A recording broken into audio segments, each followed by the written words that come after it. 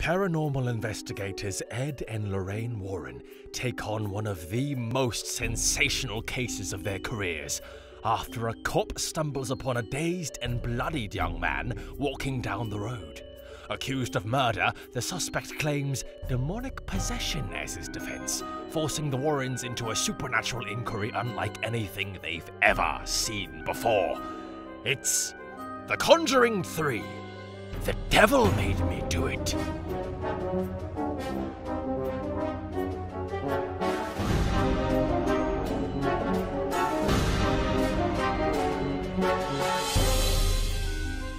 Welcome, class, to Ghoul School. Unfortunately, Professor Boney Hellblade has received an urgent call to the astral plane for reasons unknown. So, please welcome your substitutes. Hello and welcome to another period of the Ghoul School. I am your first host, Brian. Seriously not into this one, Stork. Brian's a fake-ass bitch. Oh my god. Who are you, second voice? And I am your second host, Nolan Nebuchadnezzar Vanoy. Nice. And I'm your third host, Caro Conjured Up a Storm Night. Okay. You know what I should have said? Because, fun fact for the audience, I just moved to New York, and I am Nolan New York boy Vanoy. Hey, there you go. There you go. Yeah. I live in the Fancy heart of man. the city. Deep in the heart of the city. Deep in the heart of the city. So what Just are we like Winston- what are we watching deep in the heart of the city this week? This week we're gonna be watching a film called The Conjuring, The Devil Made Me Do It. Now, here's the thing. I saw this in theaters. This is the new Conjuring movie. I don't know why they had to change the naming convention for the type, because the first one is just The Conjuring, and the second one is just The Conjuring 2. And I hate when a film series decides to change the naming convention. Just keep it the same. Well, like, also, in general, I was going to say that I fucking hate this title. it's a terrible title. You ever tried to type this title into Google? It takes you forever. a really long time. It takes forever. And it's not like, whenever you have a colon in your title, make it snappy. And if it's not snappy, make it, like, memorable. But no, this is just a sentence. It's just a sentence. 7 syllables. So this movie So is fuck based this off... Yeah, we're not even going to watch it. Fuck Yeah. this. No, I actually really like this movie, but so this movie is based off of the real life story of Arne Johnson, who committed a brutal murder in the 1970s of I think his landlord, and claimed that the devil made him do it, and they went on a court case claiming that he was innocent by reason of demonic possession. And so this movie is very different in style than the first two. It's very different in visual style, but it's also very different in terms of what kind of story that they're telling. Like, this is kind of a detective story. And so that's fun. It's the first movie in the mainline Conjuring series. The first two were directed by James Wan, and this one was directed by Michael Chavez, who did The Curse of La Llorona. So that's Which what is we're a watching terrible today. movie. Yeah, it's really bad. But there's some like images in The Curse of La Llorona that actually like really like sit with me, and I still remember them. But it's not a good movie. Yeah, I thought it was shot beautifully for some scenes, and then the rest of it was just passable, and then it just pissed me off in general. Right, yeah. No, but I have sure. not seen any of the Conjuring films. I have seen the spin-off, The Nun. I saw that in theaters with you two, I'm pretty sure. I haven't seen The Nun. Okay, I was there in with another spirit. friend Nolan, of at ours. least. Yeah, yeah. I think it was an odd group. It was like you, me, and another person. Yeah. Oh, that was my twin brother. Yeah. Brandis. Ryan Stork. Brandis Ryan Stork. Yeah. Okay, then that's interesting, Caro. Well, Brian, have you seen any of the Conjuring movies? No, I haven't seen any of them. And this is going to be really interesting because you've seen all of them, right? Yeah. He's a fan. 2 out of 3 have not. Yeah. I'm very interested to see how we react to this coming in I first know one. the story. I Yeah. know, like, Ed and Lorraine story, and, like, what they're based around. Okay. Like the actual basis. I thought you were saying that Ed and Lorraine Warren's last name was Story for a second. No, their story. I know sort of like the background of that and like the shit with the Raggedy Ann doll and all that stuff. Right. But I don't know anything that this movie franchise introduces into the canon. Gotcha. Brian? Not a goddamn thing. All I know is tone, and I know some of the images and kind of the general vibe, I think, but that's pretty much it. What do you think it's about, Brian? I think, well, we just heard the log line, but I'll say what I think it's about based on Well, what do you think the Conjuring is about in general? Yeah. Okay, so overall, I think that the Conjuring series of just high quality and well loved films that have spawned many spin-offs is it's kind of like, you know, the song The Monster Mash. Yeah. So you know how that it's song just, really emotionally resonates with me. It does. It's gonna play at my wedding, and I wanted to believe with the Conjuring films that it's kind of just like a fun little bash where all of these just horrible creatures come together to have a little party at some family's home, and they've just moved into the home, and they're not prepared for all the monsters mashing within. Right. I mean, that's basically it. Now, is Monster Mash going to be your first dance, or are they just going to play it? It's going to be playing the entire time, and it's going to start really quiet and then get just progressively louder as the ceremony goes on. Oh, the ceremony. It'll be playing over the ceremony. That's fun. Yeah, and then by the end of the night, it'll just be deafening to the point that, I mean, you just can't do anything. That's why people have to leave the party. That's how you get people to leave, because it's just so loud. They get permanent hearing loss. When we're ready to be done with the wedding, we just crank up the Monster Mash to an ungodly volume. Just hurt everybody forever. Carol, what do you think it's about? Well, I think this specific movie's about the devil making them do it, but yeah. Well, now that's a big question. What did he do? It.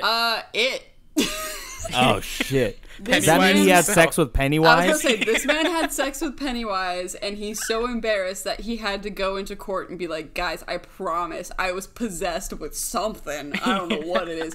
Raw sexual chemistry, I don't know. But the devil did make me do it. Yeah. There's one thing about Pennywise you gotta know, is that he tends to have like good raw sexual chemistry with a lot of people. Yeah. Yeah, quite. Yeah, for sure. All right. I'm ready to dive into this god-awful film.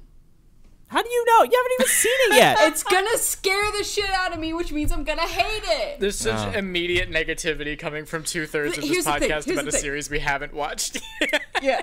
This happened with Arby's of the Bread, too, and I'm not with it. I hate every movie that has the potential to actually frighten me to any degree. Luckily, my partner is coming over tonight, and I will have a bodyguard so that when the monsters try to get me, I have flesh bait that I can throw at them. And you'll have someone to punch. Right. Yeah. Normally it's me. Normally I'm the one getting punched. Okay, but I'm watching this by myself, so I guess I'll punch myself. I'll punch the air. Well, you know, it is the middle of the day, so it should be okay. So I'll cross my fingers. But famous see you on the other side, boys. All right, Spooky Dark Spell. This time, just take it away.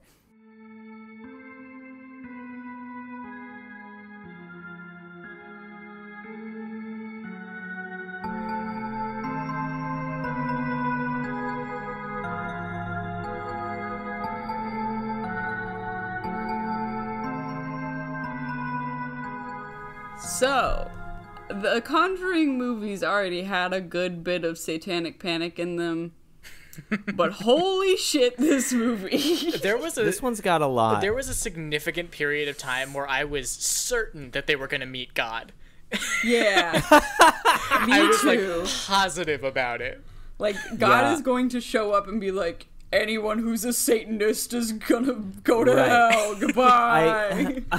This and like I think movies and media in general do a really shitty job of this because it's easier to do this, and you can capitalize off of Satanism. Satanism is not what is portrayed in media, like, ever. Yeah. We It's all have pretty- friends who are Satanists. I'll say that I like this movie, and I like the first two Conjuring movies as well, but we don't need Christian superheroes. No. We really do. It's the fact. I think my favorite. Okay, so again, this is coming from someone who has not watched the previous Conjuring movies. Ed and Lorraine, they are like the constants, right? Like they're Yes. They are progressive through. the Sam and Dean demon hunters of this series. This movie, Except they were real people. Yeah. this movie is so, which is probably a whole other minefield, but this movie is so fascinating to me because it feels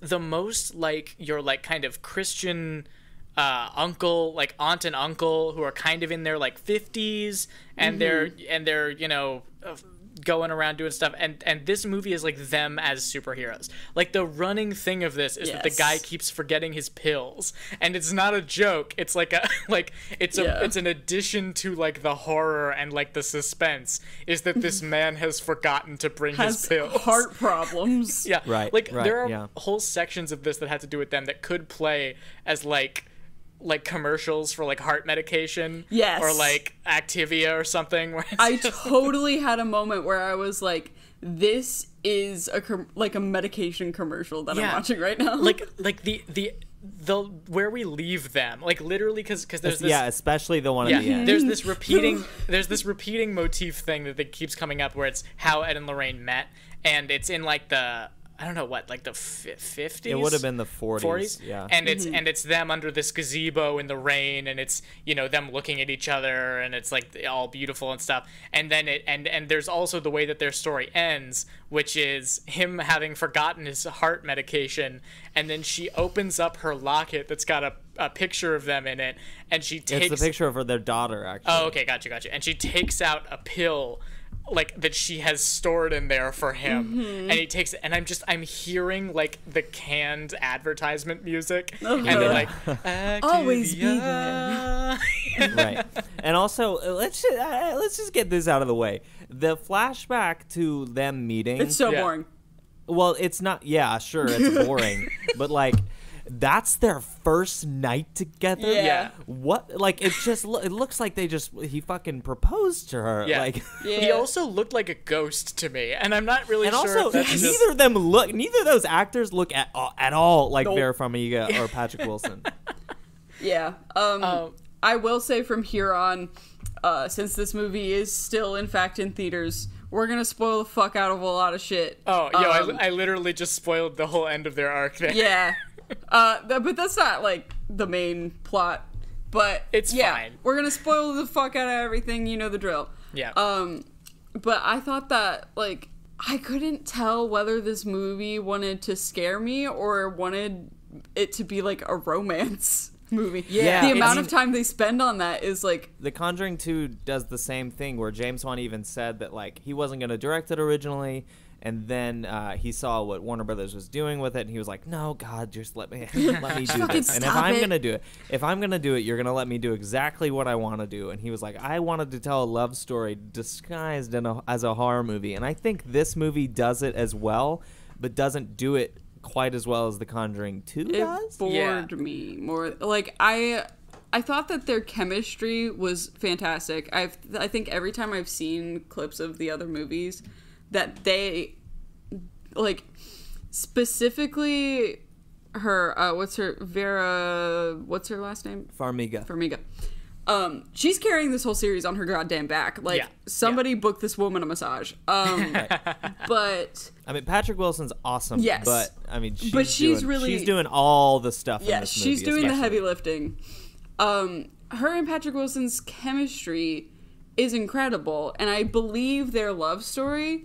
Yeah. But the flashbacks and the sort of cheesiness of it like took away from the moments of like actual real love that I saw between them. Then I was like, oh, Right. that actually I agree. like resonated with me. And then they're like, oh, when we first met, I went to the cinema. Right. And it's like I don't care. I think she's got like a great line in that scene where you first get the flashback where she's like, I could go back to my house, but my home is right here. Yeah, like, I that's think all really she should have nice. said. Yeah, But that's great. the whole scene preceding that it sort of really takes away the value of it. Yeah. You know? I also think that the most fun portion of this movie for me was the stuff with that detective in the woods. Yeah, that was pretty kind of my favorite part because I think, there is the weird kind of performative, like, see, there's lesbians in this, but they're not gonna kiss. Don't worry. I did not like pick up any of that. Like my brain just glazed over. I was like, okay, whatever. But other than that, I like all of the interactions with that cop. I think it's fun that for him, like from his perspective, this is like a weird episode of like CSI or something, and I think that's fun. I like the bit as she's like running to the cliff and stuff, and that her powers are like concrete. Because I feel like a lot of times in these, and I was expecting it to be like, oh, she's got a bad feeling and a headache, and maybe she like goes unconscious at a point. But she's actually like using her powers to like fight and stuff, which is cool. It felt and it's very clear what the X-Men-y rules to are. me. Yeah. No, it definitely is clear what the rules are. I really like that about the Conjuring movie. Yeah, like I do actually have a favorite moment of this movie that I'm going to bring up later, but it has to do with her powers.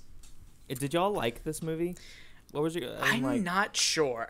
Yeah, here's the thing. I liked the first 50 minutes of this movie, and then it does a lot of boring shit for a long time, and then like the ending happens. Yeah. Like there's just like this big interlude. This movie does not need to be as long as it is. There's this huge interlude. And it's not even that long. Yeah, it's not. It's what, an hour and 52? Yeah, something like that. So like nearly 2 hours, but I feel like it could have been a crisp 90 minutes and felt a lot better. Yeah.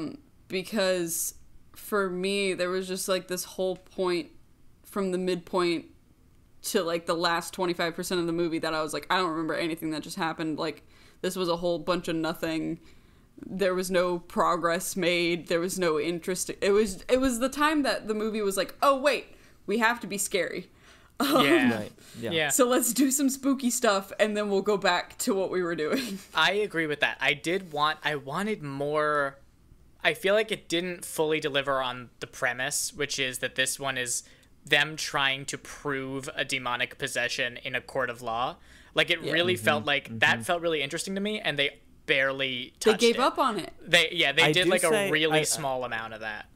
I do think I am glad that we don't spend 50 to 60% of this movie in a courtroom. Yes, That's fair, but I think there's an interesting way to do it where it's but also as I'm talking about it, I feel like I also would have hated if they were proving the existence of God in a courtroom. Like the worst line in this movie to me is when they're talking to the judge or the attorney, and he's like, we accept the existence of God every time that we raise our right hand in a courtroom. It's like, fuck off, dude. He said every time you swear on the Bible. He is true. He is right. I mean, it is true. You are swearing on the Bible for some reason. That's not something that is good. Yeah. No, it's not. It should just be like, hey, you're not gonna lie, are you? Yeah. No. Hey, That's a crime. you better not. Don't lie. Don't do it. Yeah, it doesn't have to be this whole like God's gonna hit you with some lightning. I don't know what God does. He does. No, that's what he does. He hits you with lightning. Yeah. So, I mean, I thought that's why the first, 50 minutes of this movie worked really well for me, is because it was sort of focused around, okay, this kid has some weird curse on him, and we need to find a way to make people believe that this is real. Yeah. Even though it like turns on and off. Like that's the whole thing, is that like we don't know who did it. It turns on and off. We don't know when it's gonna happen. We're trying to figure out what the rules of this curse are and how we prove that to people. And that was what was captivating me. And then it just fucking dwaddles on, and then it's like, okay, the movie's over. I feel like it's always a bad sign when like we're like kind of in our heads developing a different movie pitch while the movie is happening. Yeah. Because like I was thinking of what if this was Oh, what's that? The Ed Norton movie where he's saying that he's got split personality disorder. Is it Primal Fear? No, is it? The only movie title that keeps getting stuck in my head is The Verdict, but it's not that. No, it's not. I don't know what you're talking Primal about. Fear is the It first doesn't movie matter, but he was in. there's a movie. It might be Primal Fear, but there's a movie starring Ed Norton where he is the defendant in it's like a murder case of a priest, or it doesn't really matter, but he is saying that he has split personality disorder and that his darker personality is the one who did the murder, and that the devil made him do it. Exactly. And we reach the point where, we believe him and we're trying to figure out how to prove this, and then at the end we find, after he's gotten off, we find out that he made the whole thing up and he's been acting the whole time and it's just him. And that was kind of what I was hoping. I thought that would be interesting if you had real like exorcists who actually turn out to be wrong, and then this guy is the kind of monster. The one thing we should touch on right up here at the top is that this is a massive change of form in terms of what the Conjuring movies are. If this was the first two Conjuring movies, the opening 10 to 12 minutes of this movie would be the climax of the movie. And so it almost gives me this thought, whereas the movie is definitely slightly too long because there's just little bits of fat that you can trim, that it could have been better, this story, and we'll get to the implications of this being quote unquote based on a true story, because there's just things to think about. It would almost be served better if you had a movie that was about the kid David Glatzel being haunted and cursed and becoming possessed, and then the end, the beginning of this movie is the climax of that story, and then the second story is the courtroom drama about Arne Johnson. See, I kind of don't care about the kid's story as much, because they sort of run over it really quickly. Right, halfway through the movie, they're they moved into a house, and then the kid was cursed by this thing in a room, and now he has a curse on him, and it's oh, okay, I guess. Also, you cannot tell me that because when the kid first encounters the demon, it's inside a waterbed, and it just seemed so much to me that he was stuck in that waterbed. He was help. He's let me out. Well, a waterbed is the worst invention of human history. Yeah. Including the possibility of nuclear holocaust. No, absolutely. I still say the waterbed is worse. All right, that's a hot take. You're right, and you should say it. All right. But I don't really care about that story. It's sort of a story that we've seen in pretty much every horror movie ever, and other Conjuring movies has the same sort of plot line of kid gets possessed in house that is new to them. Ta-da!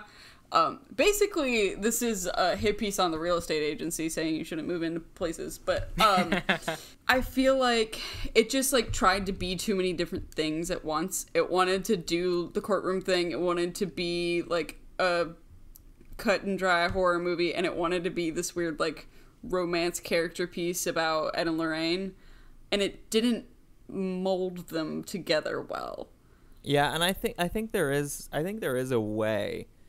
I think there's definitely a way to tell a detective story that is also a straight ghost demon horror movie. I don't know. There are sections of this movie that achieve it pretty well, and there are sections that really don't. Yeah. And that's what bothered me, is that there were moments where I was I see it. I see the possibility of a better movie, but you didn't deliver. Yeah, I think that's why overall my perception of this movie is, I think, positive. It's barring any kind of moral issues that might come up with as we're talking about the based on a true story thing, because I don't know much about it, but I always get very uneasy when it's actually based on a true story. This one's just especially touchy, I think. But well, we'll get into that. We'll get into that next. But I think overall, I like that it's reaching to try to do something else. And I think that that's always interesting when you're dealing with like a long-running series. Like I could see this eventually becoming like a Fast and the Furious kind of thing, where like it started off as like a simple like kind of horror story in a house of like low budget, and then it becomes like one of them has they're in space. Yeah, they're in space, and one of them has a demon inside them that they talk to, and the other one is like, you know, her psychic powers have reached a and mega the xenomorph is here for some reason. The xenomorph is here. I so badly want it to get there that I'm okay with these kind of steps that are a little bit shaky, you know? I mean, I think we have to commend it for doing something new, something a little bit different than what was to be expected. It was definitely an experiment for sure, and I think it works in places, you know? I think the parts that were more of an experiment I enjoyed far more than the ones that it's like, okay, now we're going back to the horror movie formula and you know exactly what's going to happen and there's a jump scare in 3, 2, 1 and like things like that I'm like, okay, whatever. Like before we talk about the based on a true story part of it, can I just mention what my favorite moment in this movie is? Yes. Yeah, for sure. Well, we should go around and do that. Yeah, so mine is so basically like the actual thing that's happening in this movie is that there is a witch lady, a Satanist and also a witch, which is just two different things. But don't worry about it. Who she is trying to fulfill this curse thing where she needs to kill these 3 people, do this whole thing or whatever. And Ed and Lorraine find her. Lorraine finds her kind of by accident in like under this dude's house, and they get into a fight. And Lorraine has this thing that she can do where she can like see through other people's eyes and like see their experiences and stuff. And there's a moment where the witch lady has a knife. She's like got her down on the floor and she's like holding a knife over her eye. And she's like just about to like stab her in the eye. But then Lorraine is able to like look through the witch's eyes and see from the witch's perspective that there's a rock off to the side. And then Lorraine, using her eyes, grabs the rock and hits her in the head with it. Yeah, pretty cool. That's awesome. One of my favorite bits. It's so good. Like it's I shouted. I was like, no fucking way. Yeah. One, it's pure like X-Men insane in this movie and I love it. And 2, I just really love, like, if this movie was made even 5 years ago probably, the extent of Lorraine's powers would be bad vibes, falling unconscious. That would be it. That would be what those powers are. And I love that like we've reached the point where she's using them offensively. Yes. Yeah, she's using them to attack. Yeah. And it's very, it makes it incredibly clear, like, this is what Lorraine can do because of XYZ power. This is how this works. And without being like, so this is how this works. They show us how it works, and it's clear, and it works. And it makes moments like that fucking so exciting. Yeah, and it's almost never clear in other stuff, like this sort of thing. I think my favorite stuff in this movie, I think I genuinely really, and it's maybe just because I really like detective stories, but I like a lot of the investigation sections of the movie. Like, I like the scenes with John Noble. I think those are a lot of fun. I like all of the stuff where, like, Lorraine is just for the first time seeing through the witch, the occultist's eyes, like, and they have their first little conversation. I think the occultist is super well cast. Like, I think that woman has just the perfect look. She has the to be face. really creepy. Yeah, I also like that it's shown that she doesn't know everything. Like, she's like, "How are you doing this?" Yeah. Like when they're interacting with each other. Right. Yeah, for sure. I think John Noble's really good. Yeah. Which one is John Noble? He's the priest whose daughter is the villain. Oh, cool. Okay, yeah. Oh, yeah, he's former priest. Okay, there were 3 characters in this. I kept having this because I haven't seen any other Conjuring movies where I was like, is this an established character who's returning and it's important? The first one was that guy, was the retired priest who has this really weird kind of speaking style, and he's introduced like, oh, this guy was in one of the spin-offs or something, and he was not. Right. There's what were the other 2? There's one. Okay, the young guy who's with them, is he a recurring character? Yes. Like the guy who's doing detective work? Yeah. Okay, he is. Yeah. Okay, that's one. Yeah. Was the first guy you were talking about, the guy who's played by John Noble, was he the one that was like, I got chicken shit on my hands? Yeah, that one. Yeah. That's my favorite line in the whole movie. They have chicken shit on my hands. Yeah. He's great. My favorite part of the movie, ironically, was the part that made me laugh the absolute hardest is the very end of this movie where they're playing this triumphant music and like showing where everybody ends up and like the beginning of the court trial, and then it fades to black, and then there's text on the screen that said that he was convicted for murder, and I was like, well, okay.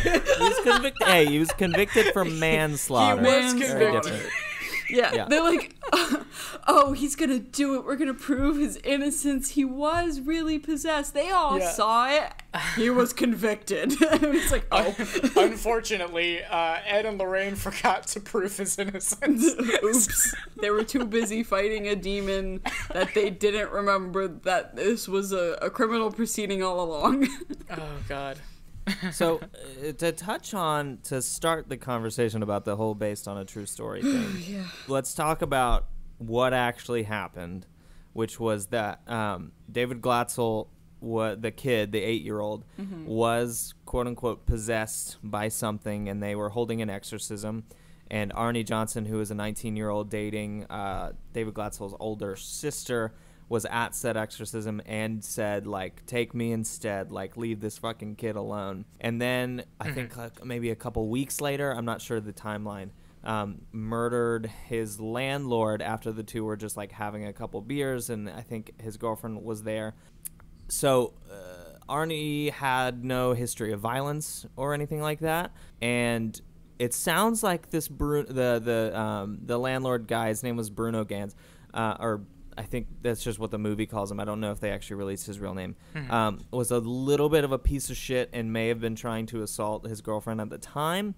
But he claimed that that he was possessed and that the devil had made him do it. And so there are weird moral implications to this movie, basically sort of claiming 100% that this man was innocent by reason of demonic possession. Yeah. So there's a weirdness to that to begin with. Yeah. And there's a weirdness as well to completely inventing the story of a Satanist that made this happen. Like, that's not... Yes. None of that was That real. just feels mean, honestly. And it's like, I know we had to have a boogeyman in this, but it could have just been a demon. It could have just been like, oh, there was an ancient curse that was completely non-denominational. That right. But it's so Satanic Panic feeling. Like it feels like it's a product of, 1980s media that was like, oh, Satanists are in your neighborhood and gonna kill you. And aside from like the Satanism element of it, I actually do like the fact that you have I think it's interesting that they go with a tangible, real-life, alive person that is your antagonist trying to make shit happen. Yeah. I think that's really interesting. I think it would be a lot more interesting and a lot more just sort of ethically okay as if it was a totally invented story, Yeah. Yeah.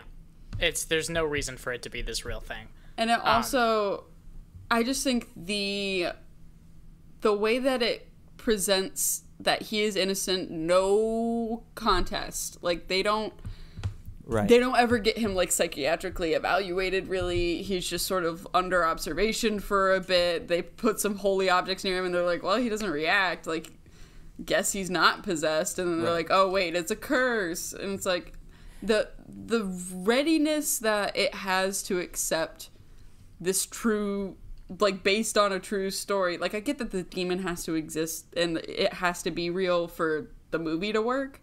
Yeah. Right. But the swiftness with which everybody is like, oh, that's what it is, and not like, are we not going to question this man at all to be like, why did you murder a person? And real life implications, like, piece of shit or not, a real dude did die. A real guy did die because of this. Like, you murdered a guy.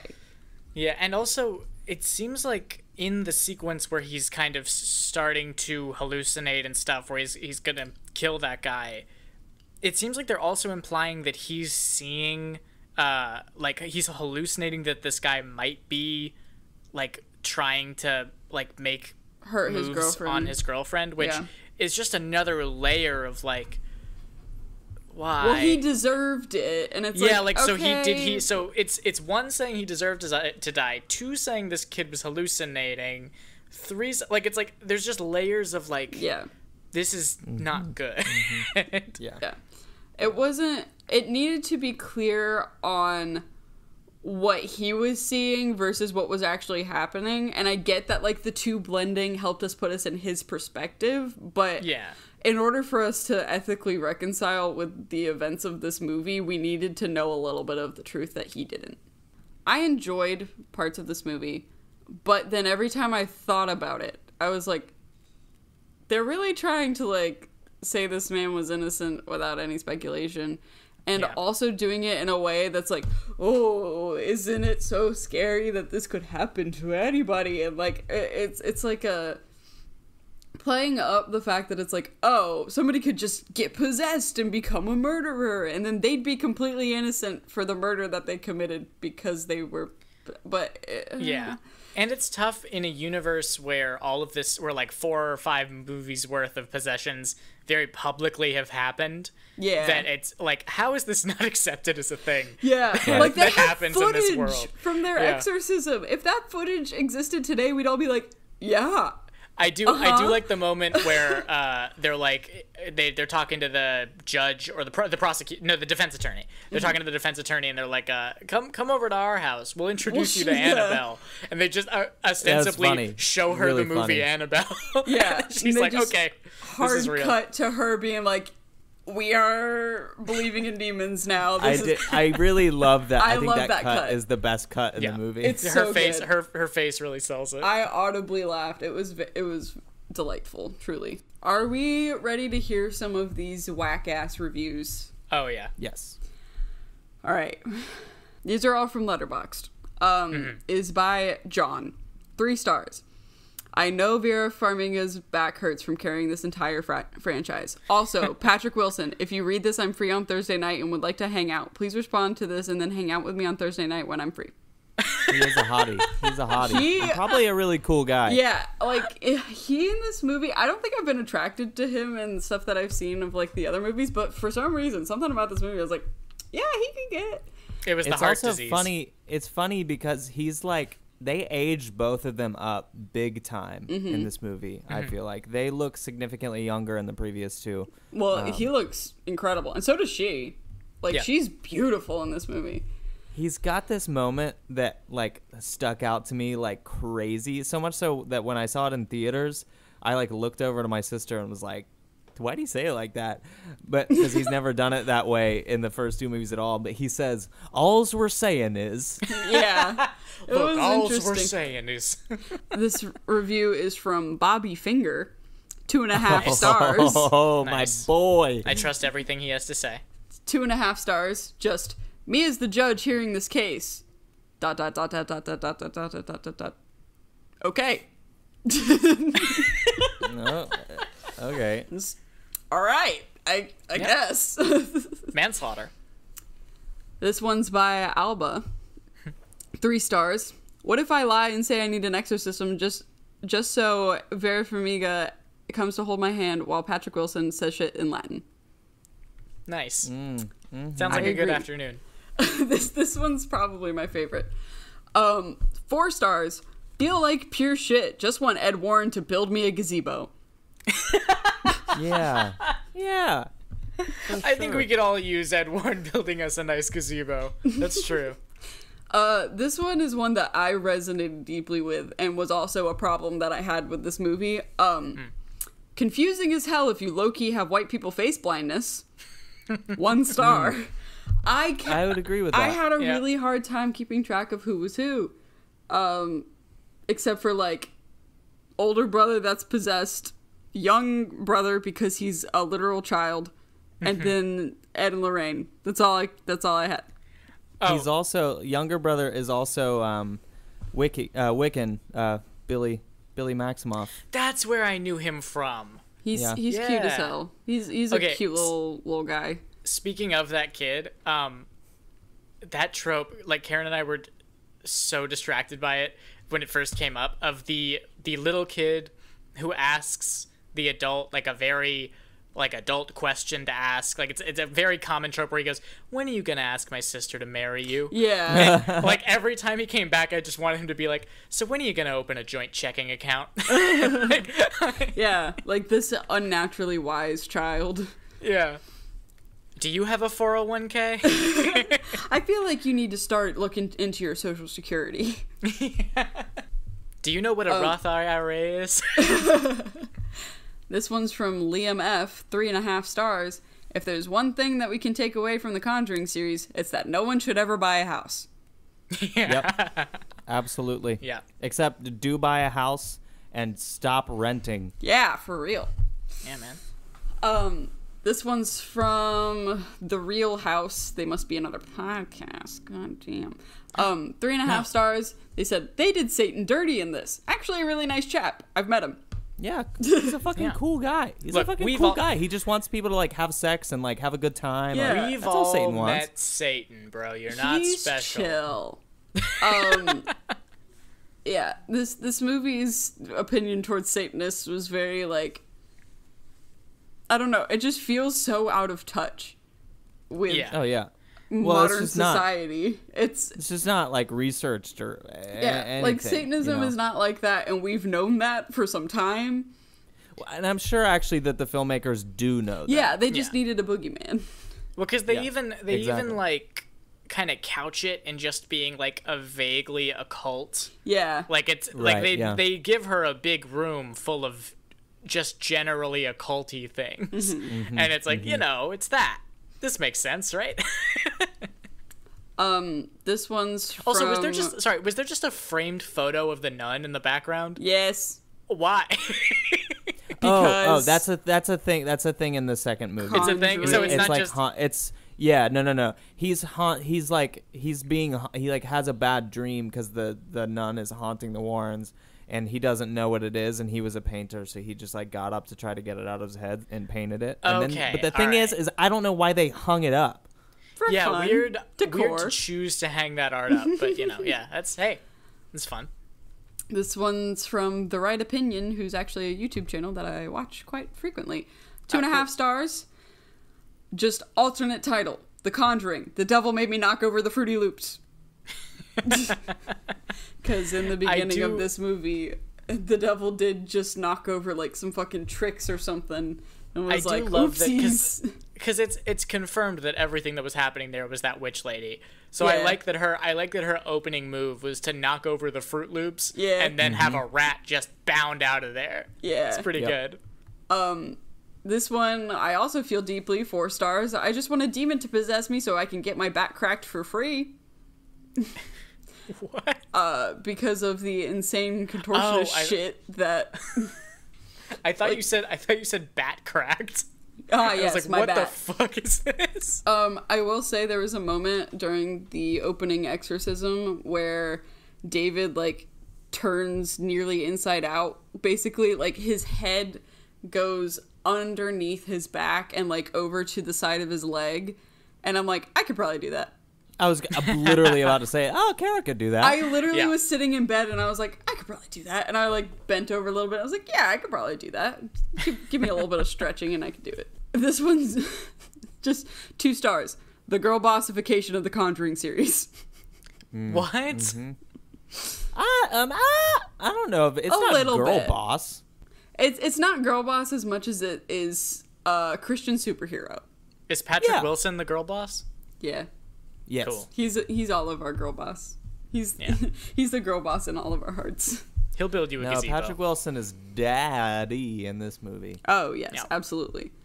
But he kind of always is, except Yeah. for Aquaman. He has terrible hair in Aquaman. A lot of the reviews I was sifting through, pretty much every other one was like, Patrick Wilson is my father. I would like to make out with him also. And being like, Vera Farmiga and Patrick Wilson are my adoptive parents now. Thank you very much. Goodbye. So that seems to be the general vibe a lot of people are getting. Yeah. This is a very beautiful review. 3 stars. Every Conjuring movie be like, this is the scariest job that Ed and Lorraine Warren ever did. Like, is there any job that they did that isn't scary? These guys are literally fucking Ghostbusters. I don't understand. This is the 4th scariest job they ever did. My absolute favorite review, 0.5 star, bad Connecticut representation. Fuck this, fuck you. That's it. They're really passionate about their state. Yeah. Yeah. It's a good review. It says nothing about the film. But I feel its heatedness. So, is this the best of the worst of the worst, or, you know, a movie you kind of like, a little guilty pleasure? I give it a little guilty pleasure for me.